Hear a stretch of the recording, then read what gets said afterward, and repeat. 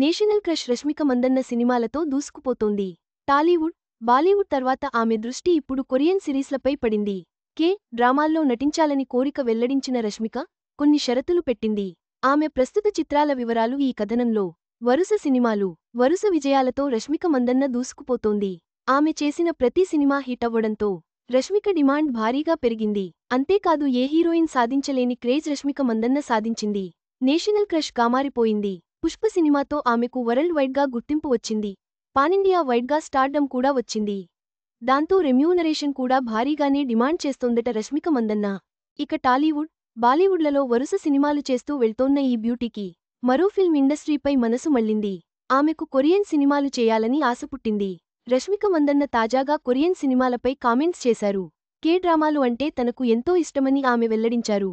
అయితే వాటిలో నటించే అవకాశం వస్తే తప్పకుండా చేస్తానని, కానీ కొన్ని కండీషన్ల ప్రకారమే అందులో నటిస్తానన్నారు.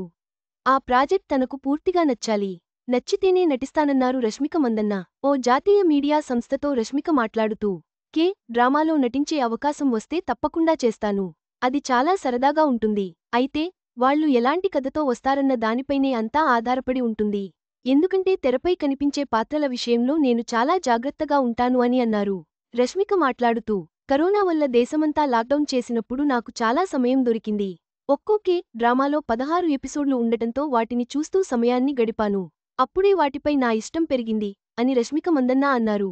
అప్పటినుంచి టైం దొరికినప్పుడల్లా రష్మిక కొరియన్ సినిమాలు, వెబ్ సిరీస్లు చూడటం అలవాటుగా మారిందట. అందుకే అందులో నటించాలన్న కోరికను ఆమె వెల్లడించారు. రష్మిక మందన్న వరుస సినిమాలు. ఇక సినిమాల విషయానికొస్తే రష్మిక తాజాగా థామా అనే హారర్, కామెడీ సినిమాలో నటించి విజయం సాధించారు. ఆయుష్మాన్ ఖురానా, నవాజుద్దీన్ సిద్దికీ ప్రధాన పాత్రల్లో నటించిన ఈ సినిమా బేడియా, స్త్రీ, ముంజా వంటి హారర్ కామెడీ యూనివర్స్లో భాగంగా రూపొందించబడింది. ఇందులో రష్మిక వాంపైర్ పాత్రలో కనిపించి ప్రేక్షకులను ఆకట్టుకున్నారు. ఇక రష్మిక మందన్న నటించని తాజా తెలుగు చిత్రం ది గర్ల్ఫ్రెండ్ నవంబర్ 7న ప్రపంచవ్యాప్తంగా విడుదలైంది. తెలుగు, తమిళ, హిందీ, కన్నడ, మలయాళ భాషల్లో ఒకేసారి విడుదలైన ఈ సినిమాకి రాహుల్ రవీంద్రన్ దర్శకత్వం వహించగా దీక్షిత్ శెట్టి హీరోగా నటించారు. ఇది ఒక రొమాంటిక్ డ్రామాగా తెరకెక్కింది.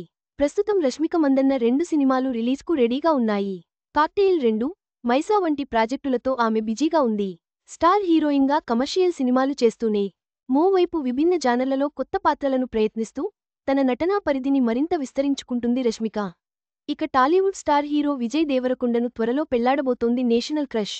రీసెంట్గా వీరి నిశ్చితార్థం రహస్యంగా జరిగింది.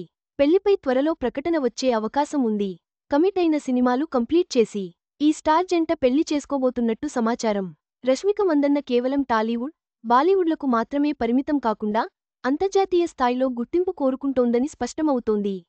కొరియన్ సిరీస్లలో తనదైన ముద్ర వేయాలని ఆమె ఆశయం నెరవేరుతుందో లేదో చూడాలి.